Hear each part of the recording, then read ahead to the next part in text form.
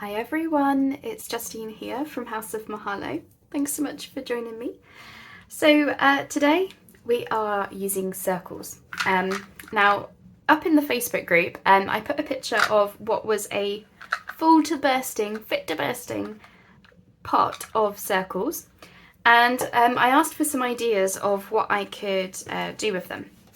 And oh my goodness me, the group delivered. The wonderful crafters in there gave me lots and lots of ideas to try, and one of them was to make charms using my small circles. So these are 1.5 and 1 inch circles, and as you can see, all I'm doing is simply gluing them together. And I've tried to find circles that I like. If I'm going to make pretty charms out of them, then I want them to be very, very pretty. So what I've just done here is I've gotten a selection together, and I thought I would film the process. Never done these before, so I thought I would just sort of show you how they're going to come together. So you grab your focal circle. So in this case, this actually comes from a greeting card, pretty little butterfly. And then you just want some same sized circles to go inside. These ones can be plain because you will only see the outside. You won't see this actual middle part. And we're gonna ink and gild and stuff anyway. And yeah, we're gonna make some pretty charms. So as I say, I thought I would film the process. Hopefully it works out. As I say, I'm following the advice of one of the ladies in the Facebook group, and I thought I would film the process so you can see how they're going to come together. So I've kind of gone with, so basically you're building up the thickness, so you can see there, it's not just one circle on its own, it's several, so you get quite a good bit of thickness. I think for most of them, I've gone with about four pieces of cardstock. Some of them have got more because some of them had much thinner circles, but they're all kind of the same-ish thickness. And I was kind of just going by what I thought felt right. So for example, this one's really thin. This is just from a greeting card. It's not even cardstock.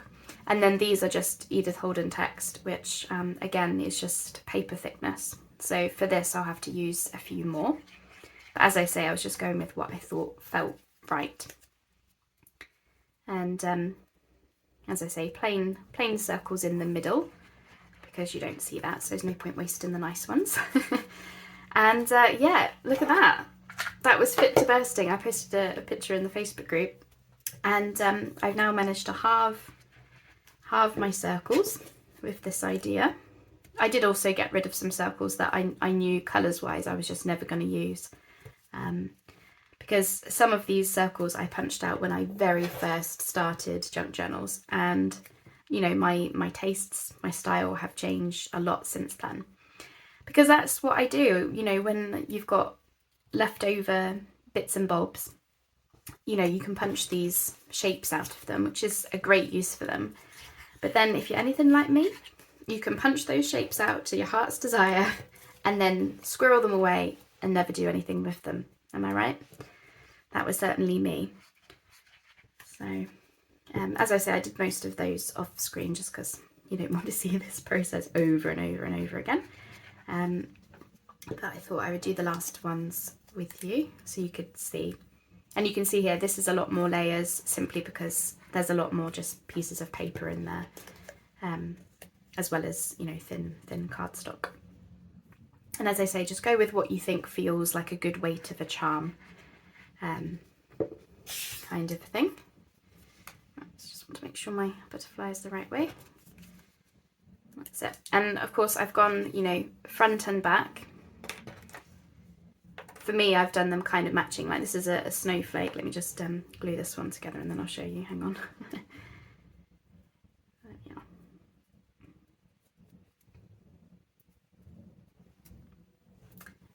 Yeah, this one is a snowflake, and then the back of it is slightly different. This one is just gold on both sides, etc., etc. Now some of them I think are fine as they are, I won't add to them. Others I think could do with something on them. So let me just have a little look. So that one's just plain. Probably put something on that one. And that one. It's got a nice moon, so I think that's fine. Doesn't have anything on the back, but I don't mind that. Maybe that one. Just going to put some more glue in there because I don't think I glued that one amazingly well. Oops. Like that.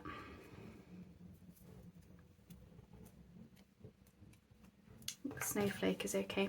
I'm just looking to yeah, which ones I might want to add something to. Oh, that one there. So for example there I've added this little like heart shape, so I might want to do a few things like that. I think those are all okay. I quite like that pattern, so I think I'll just put something on these. So let me just grab a few bits and bobs. I've just found some teeny tiny little Tim Holtz fussy cuts. Because they're so small, I rarely actually get a chance to use these, so I thought these would be perfect. Just as a little focal point, just where these ones are a little bit more plain, the papers that I used. So I thought I would get these used as well, because these are really teeny tiny, but yeah, perfect for this. This will be Tim Holtz's, I think it's called Field Notes. It's the ephemera pack, so you can get a large and a small pack. And the small pack, the pieces really are quite small, but they're like really quite handy for things like this and other, you know, little snippety, clustery type things. So what I'm making sure to do is just leave a little space at the top, because that's where we're going to have a hole and an eyelet eventually. As I say, this was just to give this a yeah, little something something. So the next step is we're going to gild the sides of them, and then once the glue is dry, because obviously we've glued all of the layers together with the art glitter glue, we'll then be in a position to seal them up. There we are. And yeah, we'll carry on. Okay. So these are all my little charmy charms. So they're feeling really good. They feel really nice and thick. So let me find my mat. I've got it here. Oops, just knocking things flying. Because yeah, as I say, I want to do the gilding next. So I hope this is going to inspire you to get out your scraps and your circles. As I say, I didn't punch anything specially for this. I simply just, yeah, I just went with what I had in the book. Okay, that's all of them. Right. So I've got some gilding polish here. This is what I like to use. You're not supposed to stick your finger in it. Unfortunately, I don't have any way of using it without putting my finger in it. So say as I do, don't do as I do. And I'm simply just going to go along the edge like this, as neatly as I can, but it doesn't have to be perfect. Really, it's just to disguise the fact that we've put a lot of layers together. So we're giving it just a nice little look around the edge. And as I say, because I'm doing this with my finger, it will not be perfect, and that is a-okay with me. My gilding is rarely neat. So just going to go around all of the edge, just like that. As I say, it's really just to disguise the different layers. Okay. So I'll probably hit pause because I don't think you want to see me do, well, however many I've got here. There's quite a few. And then any bits that you've got that are a bit untidy, just as best you can, just come in, just neaten that up a bit. as I say, if I've got little bits of gilding in places, it doesn't bother me. But if you want to be a bit neater about it, you can. Okay, so that's my... So yeah, I will hit pause whilst to do this, because as I say, it's going to take me a little bit of time to get around them all. And then I'm going to leave them all to dry, probably overnight, just to be sure. And then we're going to grab some, I've got this, which is gel matte medium, and that's what I'm going to use as a sealer. Now you can use Mod Podge. I personally don't use Mod Podge anymore. I used to use it a lot, but I don't anymore, because I found that when using that to seal things, the paper, the object would stay tacky, even like a month later, and it was really getting me down. And then I discovered the gel matte medium, which I saw other people using, and that just seemed to make more sense, because yeah, it was a lot more forgiving than the Mod Podge. So sticking my fingers in everything. I'm going to get gilding everywhere, aren't I? Anyway, I'll hit pause whilst I get round all of these, and then hopefully I'll come back to you in a moment. So it's a couple of days later, and all my gilding is now completely dry, and I must say they're all looking so much better than when I first was doing it. So here they are. There's all that nice, can you see the really pretty gilding all the way around? Yeah, looking really, really nice, and they feel really cool. They feel like charms. Yeah, they feel really good. One thing I did want to note is most of them I did coordinating all the same cardstock front and back, because I thought that if they flipped over it would still be a pretty back. This one I actually did with a black background because of the, you know, the night sky kind of thing. And I actually really like how that's come out. It almost looks like the back of a pendant or something. So if I make these again, and I think I definitely would, I think I would actually do the black background, because I just really like how that looks, especially with the gold gilding that then makes it really, you know, shiny and nice. So we're now at a stage where we want to, you know, seal them and protect them and everything. Now, I've got two different matte mediums, or well, one is matte, one is brilliant / gloss. They're by the same company, Studio Acrylics Auxiliaries. I was originally going to use the matte one, which I normally use as a sealer, but I decided for the charms I thought I would do them in gloss or brilliant, because I thought I would actually quite like them to be a bit shiny.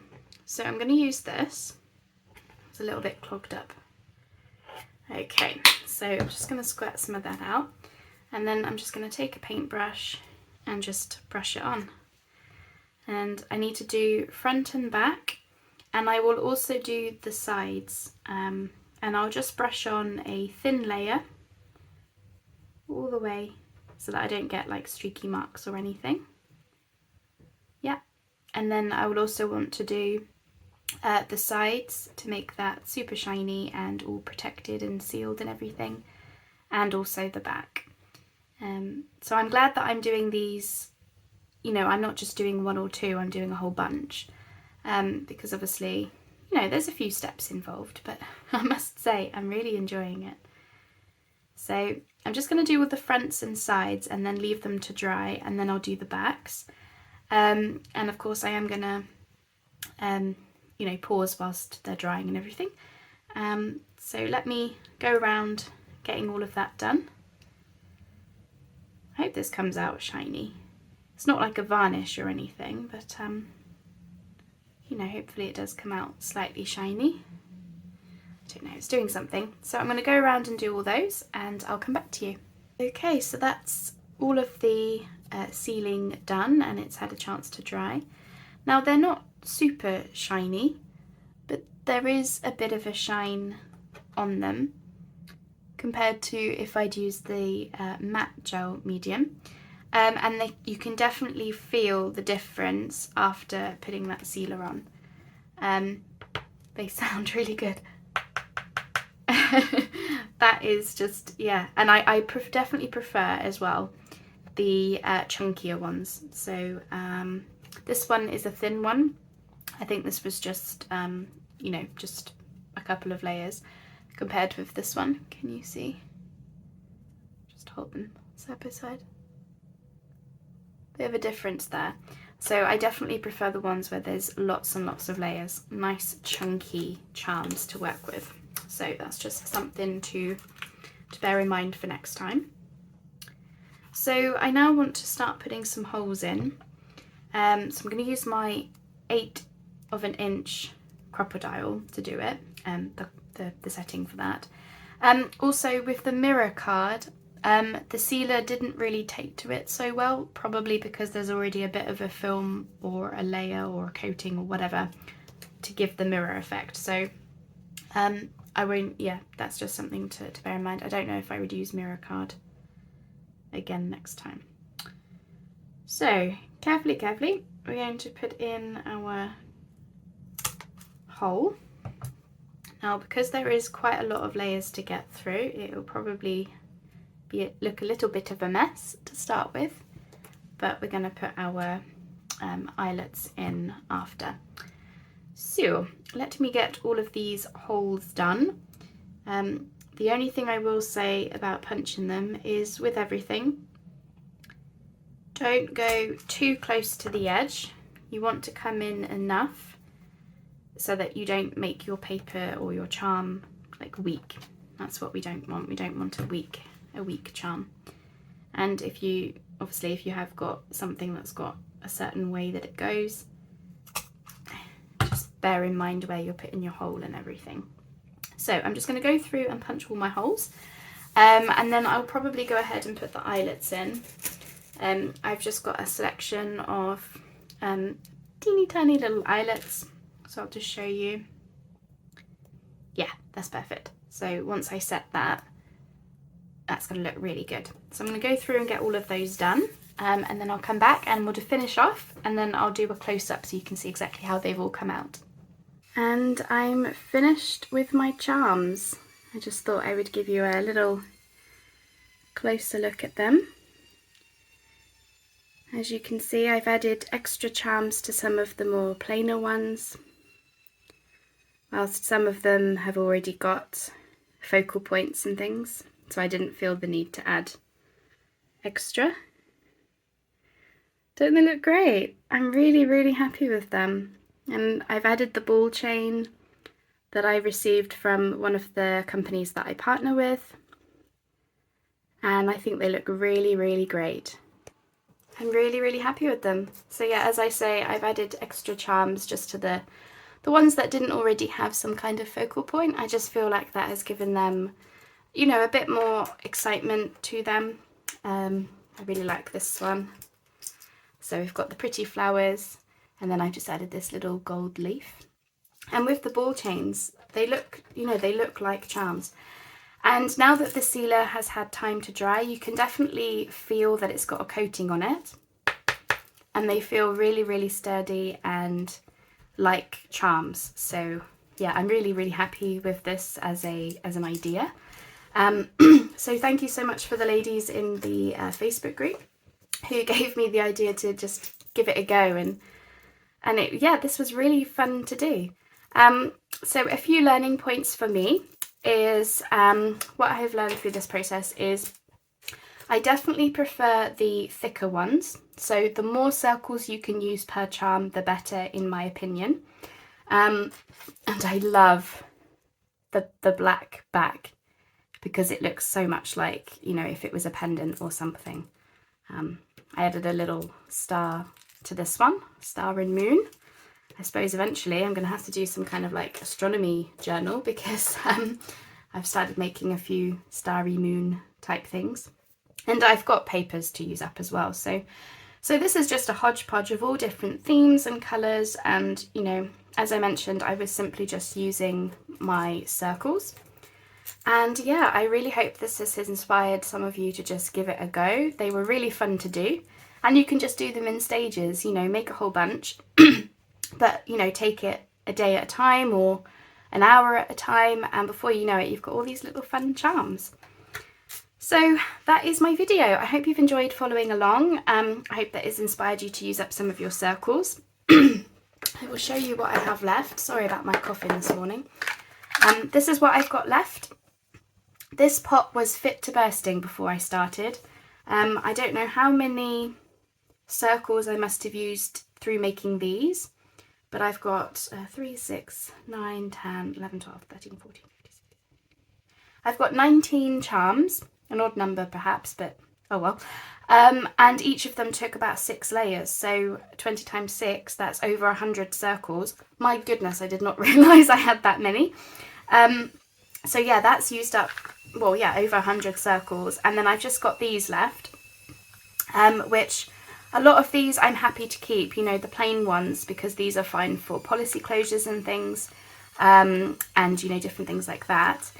And now I know what to do with them. I won't ever get overwhelmed with circles, because when I find that I have a full pot, I'll just sit down like I have done the last few days and just make up some of these. So yeah, anyway, I hope you've enjoyed following along. I hope you like this idea. And more than anything, I hope you want to give it a go. It was a lot of fun. And yeah, I hope you like them. I hope you like how mine have turned out. So thank you ever so much for watching, and I'll see you on the next video. Bye for now.